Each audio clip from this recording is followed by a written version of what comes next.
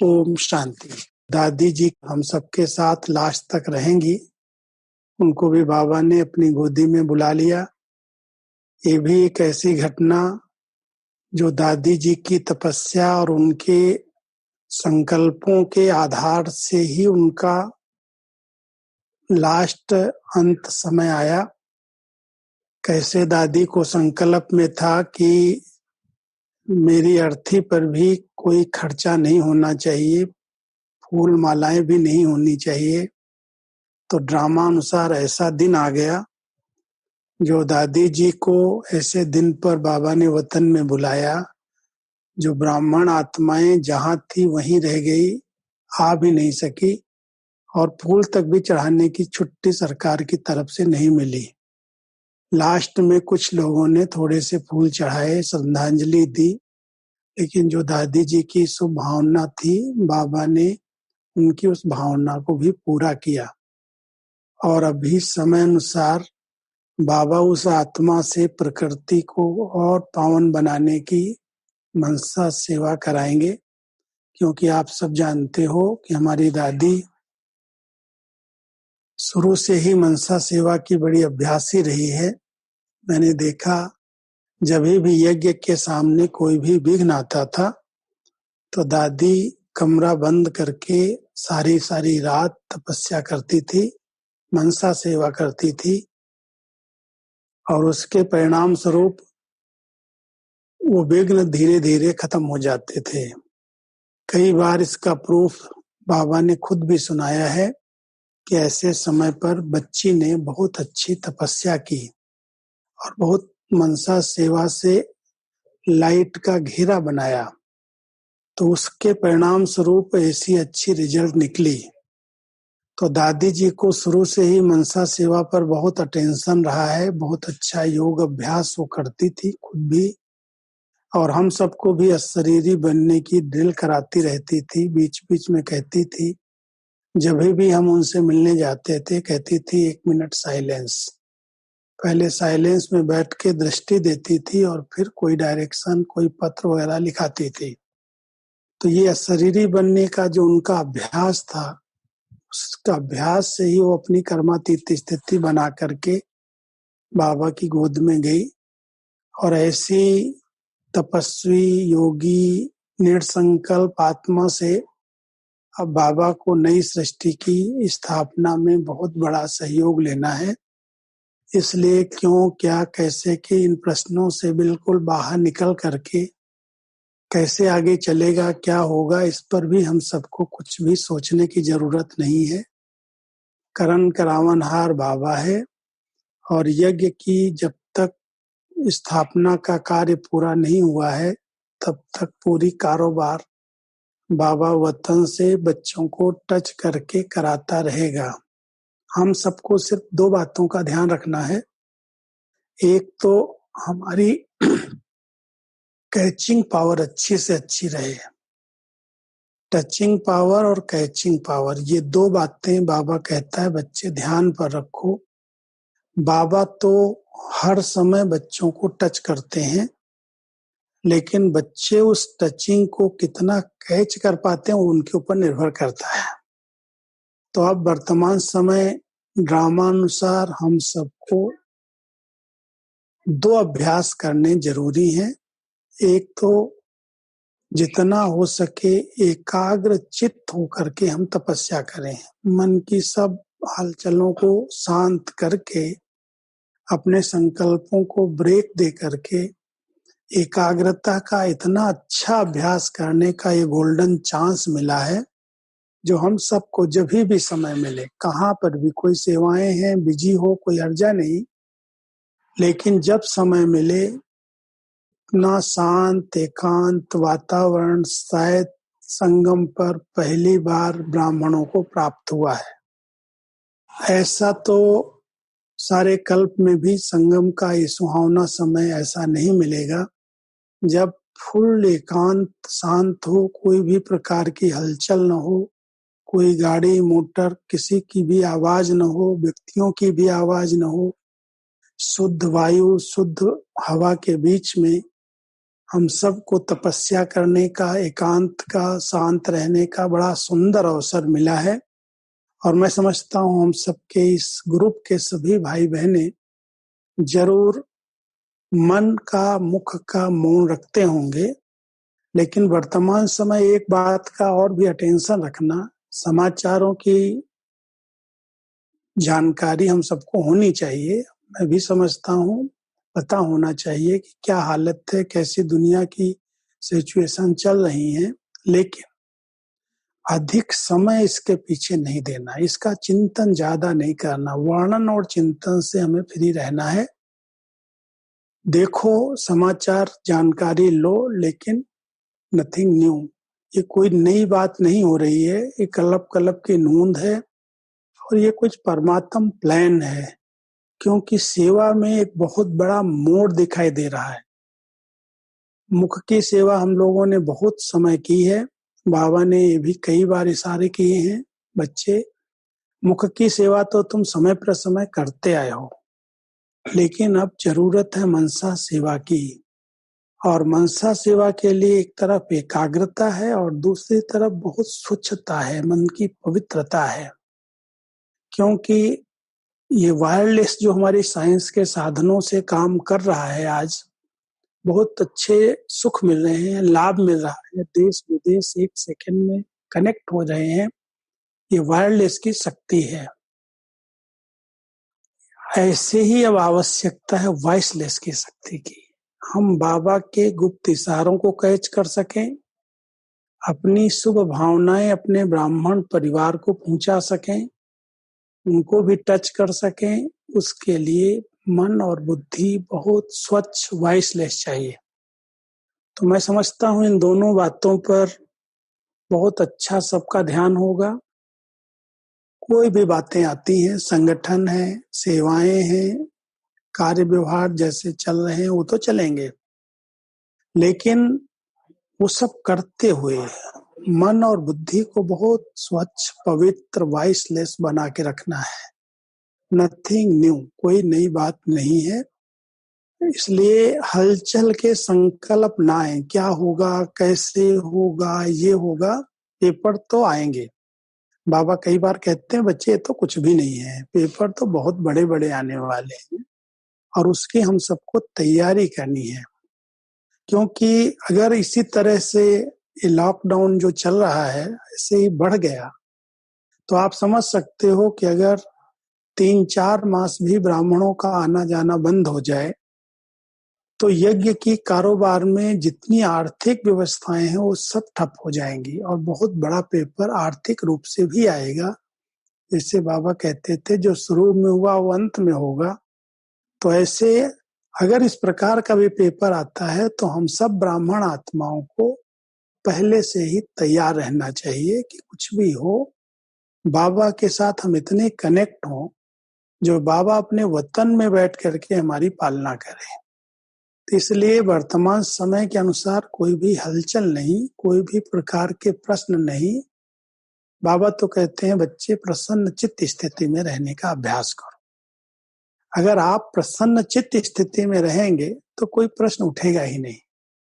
तो इसलिए हम सब जैसे आज मधुबन निवासियों को देखो कितना बड़ा भाग्य भी है और भाग्य में कई प्रकार की ऐसी ऐसी मन चित जो हमारे संकल्पों से भी बाहर की बातें वो सामने आती हैं। तो कई ब्राह्मणों के प्रश्न उठते हैं कि आज इतनी बड़ी संस्था की हेड हमारे मधुबन से उनका जाना हो रहा है, उनकी अंतिम विदाई हो रही है और फिर भी हमारे समर्पित मधुबन के रहने वाले, शांतिवन के रहने वाले भाई बहनें भी उनका अंतिम दर्शन तक नहीं कर पाए। कितनी बड़ी एक बात है कि ऐसे समय पर हर एक को अपने दिल को बांध करके रखना पड़ता, अपनी भावनाओं को समेट करके रखना पड़ता है। चारों तरफ से मेरे पास फोन आ रहे हैं, सब बहनों ने बहुत कोशिश की मैं अपना चार्टेड फ्लाइट लेकर के जाऊं, मैं ऐसे जाऊं, आप मुझे बताओ मैं क्या करूं, मुझे आना ही है, मुझे आना ही है। लेकिन ड्रामा ने कितना बड़ा ब्रेक लगाया, कितना फुल स्टॉप लगाया। अब सब ये सोच रहे हैं कि ये तो बिल्कुल ऐसे लगता है कि अंतिम घड़ी आ गई। कई लोगों ने प्रश्न मेरे से खुद फोन पर पूछे हैं। आज भी करीब देश विदेश के 7-8 फोन मेरे पास आए। बड़ी बहनों ने बात की, आखिर अभी क्या? हम सब कहते हैं भले कुछ भी हो रहा है ड्रामा में, जो सीन आएगी सब अच्छी होगी, और बाबा ने तो हम सबको बताया है, लेकिन इस सीन के बारे में बाबा ने कभी ऐसा इशारा नहीं दिया था। ये सीन अचानक वाली जो आई है, क्योंकि लोग समझते थे कर्फ्यू लगेंगे, खून खराबे होंगे, बॉम्ब्स छूटेंगे, ये होगा, बहुत सारी विनाश की जो बाबा की बातें सुनाई हुई हैं, उससे भी एक नई बात हो गई। इस तरह की काले मृत्यु और इतने होलसेल मृत्यु, अभी अभी मैं समाचार सुना, एक दिन में 1000 लोग मर गए इटली के अंदर।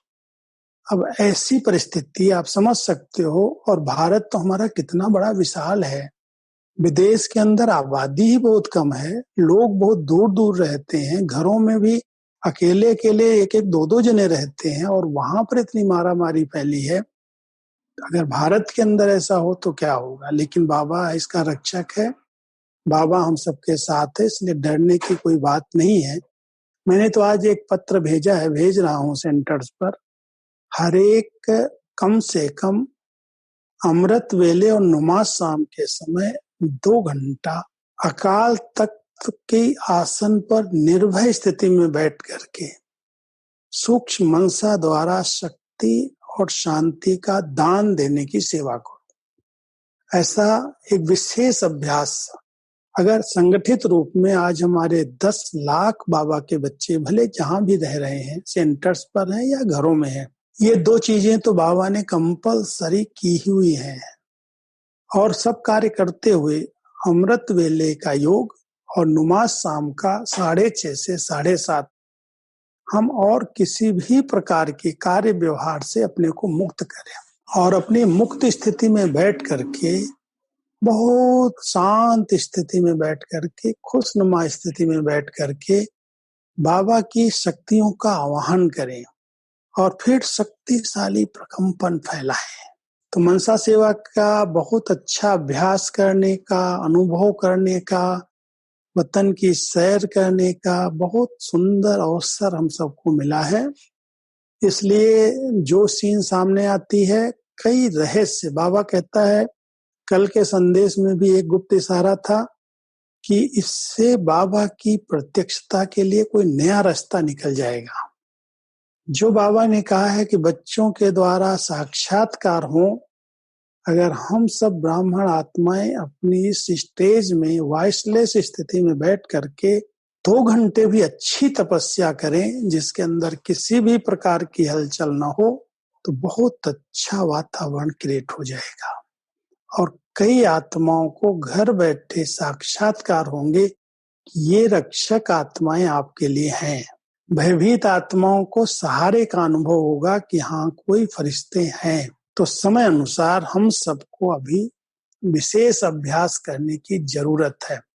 कुछ अच्छे और अनुभव करो। जैसे देखो, यहाँ होते भी हम लोग आपस में नहीं मिल पा रहे हैं, दूर दूर बैठ करके सुन रहे हैं, ये भी अच्छा साधन मिला है। ऐसे ही जो हमारी दिनचर्या रही है, जो हमने 7 दिन के कई भिन्न भिन्न अलग अलग कार्यक्रम रखे हैं, ऐसे समय अनुसार हम उसको फुल अटेंशन दे करके अटेंड करें। और मेरा तो ये लक्ष्य है, कम से कम 8 घंटे का अपना योग का चार्ट बना लें। भोजन जितना हो सके, भले भंडारे में कुछ भी है बन रहा है, हल्का करके, बहुत लाइट रह करके एक्सरसाइज करो, घर में बैठ करके प्राणायाम कर लो, कुछ सैर करने का समय हो तो सैर कर लो जहाँ अपने स्थान है, नहीं तो अच्छी तपस्या करो। हल्का खाना, बहुत हल्की स्थिति में डबल लाइट बन करके बाबा के साथ का अनुभव करना, कंबाइंड स्थिति का अनुभव करना, बहुत सुंदर अवसर हम सबको मिला है। ये गोल्डन चांस, फिर बाबा कहेगा, बच्चे अभी तक आप लोग तो सेवा की बात करते थे, ये सेवा है, ये सेवा है, कई प्रकार की बातें थी, लेकिन अब तो कोई भी बात का किसी के सामने भी बहाना नहीं। इसलिए अब कोई बहाना नहीं करके हम सबको तपस्या करनी है। ये तपस्या ही पूरे विश्व की समस्या को समाप्त करेगी। और हम सबको एक लक्ष्य रखना है। जब हम संगठित योग करते हैं तो बाबा कहता है बच्चे संकल्प करो परिवर्तन परिवर्तन परिवर्तन। अब बाबा बहुत जल्दी अपने मुक्ति का गेट खोलो, हम सब तैयार हैं। तो ऐसी तैयार होकर के हम सब बैठे, जब बाबा का बुलावा आए, जब कोई डायरेक्शन आए, फुल स्टॉप लगाएं और बाबा के पास चले जाएं। सब कुछ समेटा हुआ हो, कुछ भी ऐसी बातें जिनमें बुद्धि विस्तार में जा रही है, बाबा कहता है बच्चे विस्तार को सार में समा लो। अब विस्तार में जाने का समय नहीं रहा। क्या हो रहा है, कैसे हो रहा है, सरकार को जो सहयोग देना है गुप्त रीति से जो दे सकते हैं दो, लेकिन जितना हो सके तपस्या का वातावरण बनाओ, उसके लिए समय दो, शक्ति दो, खूब अच्छी बाबा की मूल्यों की स्टडी करो। मेरे पास तो मैं तो सचमुच बाबा को शुक्रिया करता हूँ। ये जो अमूल्य रत्न रिकॉर्डिंग हुआ है, अभी आज 365 370 तक सबके पास एपिसोड आ गए हैं। अगर समय मिलता है तो उसको सुनो, ये मुरलियां ही है, इसमें कोई हमारे अपने चिंतन अपने विचार नहीं है, मुरलियां है बाबा की।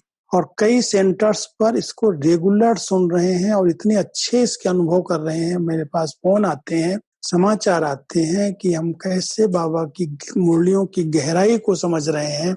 और एक एक मुरली अगर सुन करके फिर सोते हैं तो उसी प्रकार के चिंतन चलते, उसी प्रकार के स्वप्न आते, उसी प्रकार से अमृत वेला अच्छा हो जाता। तो भले हम पढ़ नहीं पाते, मान लो कोई को पढ़ने में भी थोड़ी दिक्कत होती है, मुरली की स्टडी में पढ़ाई में दिक्कत होती है, तो कान में लगाया या चला दिया कमरे में। सबके पास साधन बाबा ने दिए हैं, इन साधनों का भी लाभ लो। क्या पता किस दिन ये इंटरनेट भी बंद हो जाए, लेकिन हम सब जब तक बाबा ने साधन सुविधाएं दी हैं, इनका सही दिशा में प्रयोग हो, गलत इसका प्रयोग न हो, इस पर हम सबको बहुत ध्यान देने की आवश्यकता है। क्योंकि कई बार जब फ्री होते हैं तो फ्री में फिर ये सब माया के जो जाल बने हुए हैं इसको देखना शुरू कर देते हैं। और अधिक समाचारों से बुद्धि इतनी डिस्टर्ब होती है, इतने अंदर अंदर वो संकल्प विकल्प चलते रहते हैं, ये हुआ ऐसा हुआ, जानकारी लिया खत्म। हम इसको ज्यादा सोच सोच के बड़ा न करें, अगर बड़ा करेंगे तो और बड़े रूप में हमारे सामने आएगा। इसलिए जितना हो सके फुल स्टॉप लगाओ। बाबा दो ही बातें कहते हैं, एक फुल स्टॉप, दूसरा तपस्या। तो इसलिए कोई भी समाचार अगर बताया जाता है, कोई सुनाया जाता है, कोई सुनते हो देखते हो, नथिंग न्यू, फुल स्टॉप। जैसे बाबा में बहुत अच्छा निश्चय है, प्यार है, ऐसे ड्रामा में भी निश्चय और प्यार रहे। ड्रामा कल्याणकारी है, हर सीन में कुछ न कुछ कल्याण समाया हुआ है। कोई भी सीन आ रही है, नथिंग न्यू। तो आप सभी को अपनी इस नथिंग न्यू की स्थिति से, निर्भय स्थिति से, अकाल तख्त पर बैठ करके सकाश देने की सेवा करनी है। सब करेंगे ना? चलो, हमारे जितने साथी हैं जो हमारे इस ग्रुप से जुड़े हुए हैं, जो अभी देख रहे हैं, सुन रहे हैं, सब अपना अपना ऐसा बहुत अच्छा चार्ट बनाओ, मन की स्थिति का चार्ट बनाओ। कितना समय अचल अडोल एक रस स्थिति में हम रह रहे हैं। बातें तो आती हैं, सबके सामने आती हैं, आएंगी चली जाएंगी, लेकिन अब हमें बाबा ने चांस दिया है, जो हिसाब किताब रहे हुए हैं वो योग बल से चुकतू करें, भोगना ना आए हमारे सामने। और वही सुंदर चांस मिला है, तो इसलिए सब पूरा पूरा लाभ लेना। योग की अच्छी प्रैक्टिस करो, एक सेकंड में शरीर से अलग होने की प्रैक्टिस करो, मन का मौन रखो, कोई भी प्रकार के संकल्प विकल्प न चले, इसका अभ्यास करो। तो बहुत अच्छी स्थिति बनाने का समय है। और हम सबको मिल करके एक साथ, कम से कम जब 7 बजता है ना, 7 से 7:30 के बीच में आधा घंटा विश्व के कल्याण के प्रति अपनी शुभ वृत्तियों का दान दो। प्रकृति की सेवा करो, प्रकृति को बहुत सुंदर शुभ संकल्प दो कि जल्दी परिवर्तन करके हर आत्मा को मुक्त करे और सहज अपनी सत्युगी स्वर्णिम दुनिया आए।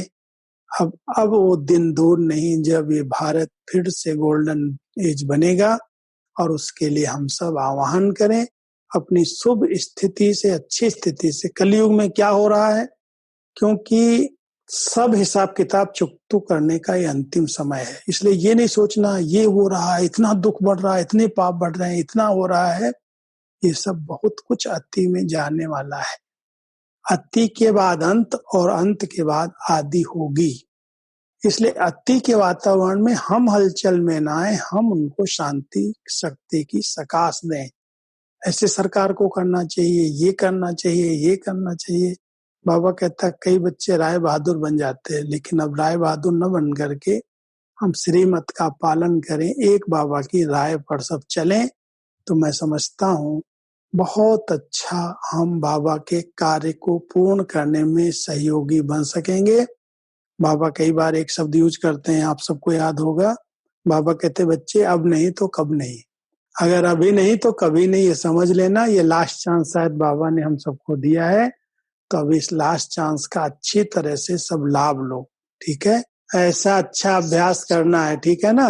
अपना अपना अच्छा चार्ट रखना, और बीच बीच में जब हम मिलेंगे तो पूछेंगे फिर आपका क्या चार्ट है, कैसी स्थिति है, कितना एक रस स्थिति बनी है। चलो ठीक है। अच्छा, सब योग कर रहे हैं ना। गुण मुहूर्त बनना है दादी, जैसे दादी ने गुणों का दान करती थी, ऐसे बाबा कहते हैं बच्चे मनसा से शक्तियों का दान करो, वाचा से ज्ञान दान करो, और कर्मणा से गुणों का दान करो, ठीक है। ओके, ओम शांति। अभी 5 मिनट सब लोग शरीरी स्थिति में बैठ करके बहुत अच्छी योग पट्टी जैसा करो। तो योग में बैठते हैं तो एकदम शरीरी बन करके अकाल तख्त पर बैठकर, निर्भय स्थिति में बैठकर मन और बुद्धि से बाबा को इमर्ज करो, सामने शक्ति लो और रिफ्लेक्ट करो। आज 2 प्रश्न हमारे सामने आए थे।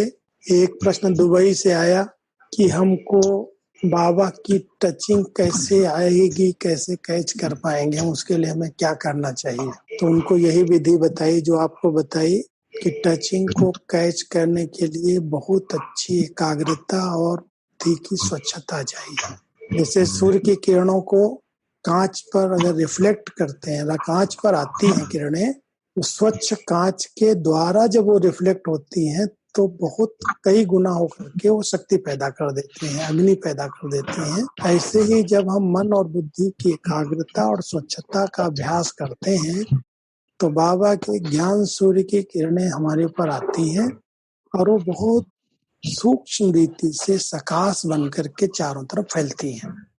अगर कोई संकल्प है, जैसे वर्तमान समय हम सबके अंदर संकल्प है, कितना दुख बढ़ रहा है, कितना वायरस का प्रभाव बढ़ रहा है, आत्माएं परेशान हैं, चिंतित हैं, ये सब आत्माओं को बाबा मदद करो, शांति दो, शक्ति दो, इस परिस्थिति का वो सामना कर सके। तो जब ऐसे शुभ संकल्प होते हैं तो वो शक्तियां, किरणें जो बाबा की आ रही हैं, वो सब चारों तरफ से फैलती हैं। तो हम सब उसका अच्छा अभ्यास इस समय कर सकते हैं। कोई 2 प्रश्न बता रहे थे आप, एक दुबई का बताया आपने। हाँ, तो एक बताया टचिंग और कैचिंग वाला बताया। तो उसने पहले यही प्रश्न किया था कि बाबा की टचिंग को हम कैसे कैच करें। तो टचिंग को कैच करने के लिए जरूरी है मन बुद्धि की बहुत स्वच्छता। क्यों, बाबा तो अपने बच्चों का रखवाला है, बच्चों को गाइड करता है, श्रेष्ठ मत देता है, लेकिन अगर हमने अपना बुद्धि का रिसीवर उतार के इधर उधर भटका के रखा है तो बाबा की टचिंग को हम कैच नहीं कर सकते। इसलिए बाबा कहता है बच्चे एकदम शांति की गहराई में जाओ, साइलेंस में रहने का अभ्यास करो। जितने आप शांति की गहराई में रहेंगे, स्वच्छ मन से बाबा बाबा करेंगे, तो बाबा की टचिंग आपको आने लगेगी और कैच कर लेंगे आप कि बाबा कह रहा है। और बस एक बाबा, दूसरा न कोई। जैसे दादी जी ने पाठ पक्का किया था, एक नामी इकोनॉमी, और उसी आधार से उनकी अंतमति सोगति हुई। हम सभी भी एक नामी और एका नामी के आधार पर ऐसी गति को प्राप्त हो जो सदगति हो जाए। बस ये लक्ष्य रखो और खूब हर्षित मुख रह करके, निश्चिंत रह करके तपस्या करो, ऐसी हमारी शुभ भावना है। तो चलो अभी हम सब बैठे 5 मिनट के लिए शरीरी स्टेज में। बिल्कुल नेट संकल्प होकर के मन बुद्धि को एकाग्र करो, अकाल तख्त पर बैठ जाओ, अनुभव करो कि बाबा की वतन से लाइट सर्व शक्तियों की किरणें मेरे ऊपर आ रही हैं और मेरे मस्तक से सारे वायुमंडल में चारों तरफ फैल रही हैं। इसी अभ्यास को बढ़ाना है और बार बार अकाल तख्त पर बैठने का अभ्यास करना है। ओम शांति।